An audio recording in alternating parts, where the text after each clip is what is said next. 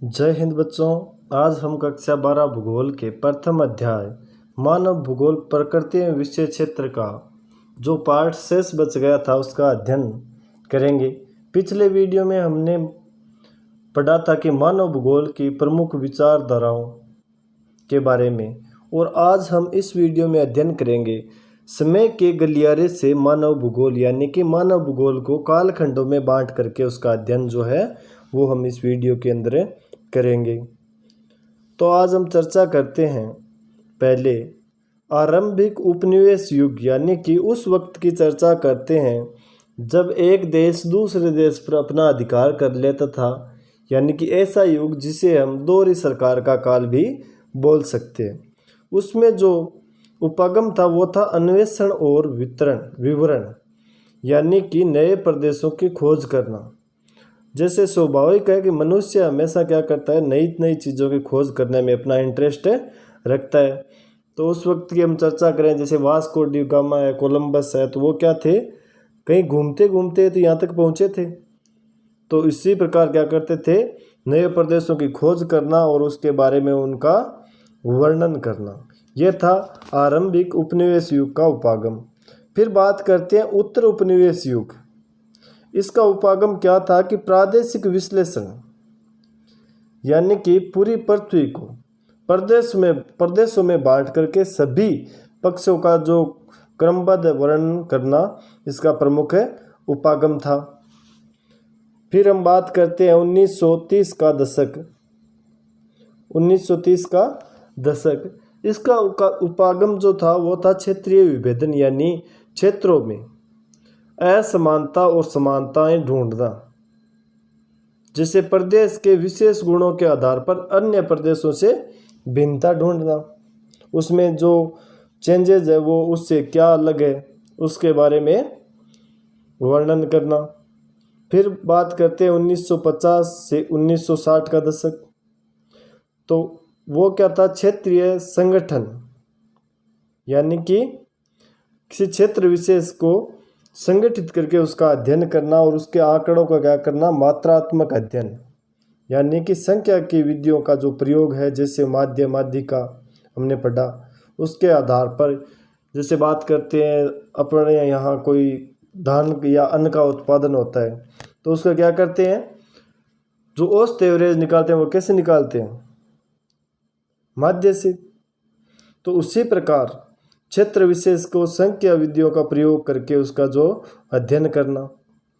फिर अपने बात करते हैं 1970 का जो दशक था, उसमें क्या हुआ, उपागम में क्या हुआ, नई विचारधाराएं, जो नई विचारधाराएं थी वो दी गई कि अपन सारे क्षेत्रों का अध्ययन कर रहे हैं, मात्रात्मक विधियों का प्रयोग करें, लेकिन मनुष्य जो है उसको तो हम भूल ही गए। तो मनुष्य के कल्याण के लिए जो विचारधाराएं दी गई, जैसे मानवतावादी विचारधारा, अमूलवादी विचारधारा और व्यवहारवादी विचारधारा, जिनका अध्ययन हम आगे करेंगे। तो इनका जो जन्म कब हुआ, 1970 के दशक में। फिर जो दौर है वो है 1980 का दशक, यानी उत्तर आधुनिकवाद। जो उत्तर आधुनिकवाद, यानी कि जो सिद्धांत पहले दिए गए थे वैश्विक सिद्धांत, उनको स्थानीय रूप में समझना, यानी विभिन्न प्रदेशों पर वो लागू होते हैं या नहीं होते, उनकी क्या परिस्थितियाँ, उनको समझना क्या कहलाया। 1980 के दशक के बाद का जो दौर था वो था उत्तर आधुनिकवाद।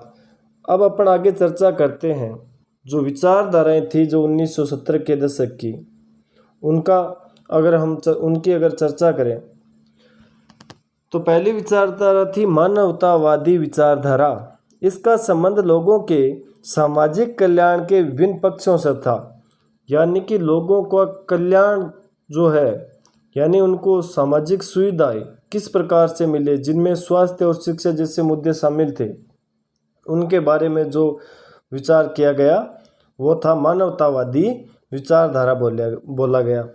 फिर अपन बात करते हैं अमूलवादी, या बोल सकते हैं अमूलवादी लिखा है, अमूलवादी विचारधारा, जिसे बोलते हैं रेडिकल विचारधारा। इसमें गरीबी के कारण, यानी गरीबी क्यों है, इसे किस प्रकार से हम हटा सकते हैं, सामाजिक असमानता की व्याख्या, यानी अमीर अमीर हो रहा है और गरीब जो है गरीब हो रहा है, इसके बीच की जो असमानता है उसकी व्याख्या की गई। और इसकी व्याख्या करने के लिए जो सिद्धांत यूज में लिया गया वो था मार्क्स का सिद्धांत, यानी कि आमूलवादी विचारधारा की व्याख्या में मार्क्स के सिद्धांत का प्रयोग किया गया। आमूलवादी विचारधारा क्या थी? इसमें गरीबी के कारण सामाजिक असमानता की व्याख्या की गई। फिर अपने चर्चा करते हैं व्यवहारवादी विचारधारा। तो व्यवहारवादी विचारधारा क्या है? प्रत्यक्ष अनुभव के साथ साथ मानव धर्म प्रजाति पर आधारित सामाजिक वर्गों पर जोर दिया जाता है, यानी जो प्रत्यक्ष अनुभव है उन्हीं के साथ साथ धर्म और प्रजाति, इनका सामाजिक वर्गों पर क्या असर है इसके अध्ययन पर जोर दिया जाता है। इस प्रकार ये तीन विचारधाराएं का जन्म हुआ, जो कब हुआ था? 1970 के दशक में। फिर अपने चर्चा करते हैं मानव भूगोल के क्षेत्र, या मानव भूगोल के क्षेत्र और उनके उपक्षेत्र और उनका सामाजिक विज्ञान के सहयोगी विषय के रूप में क्या योगदान है उनके बारे में अपने चर्चा कर लेते हैं। इनमें से एक क्वेश्चन बोर्ड के एग्जाम में पूछा जाता है।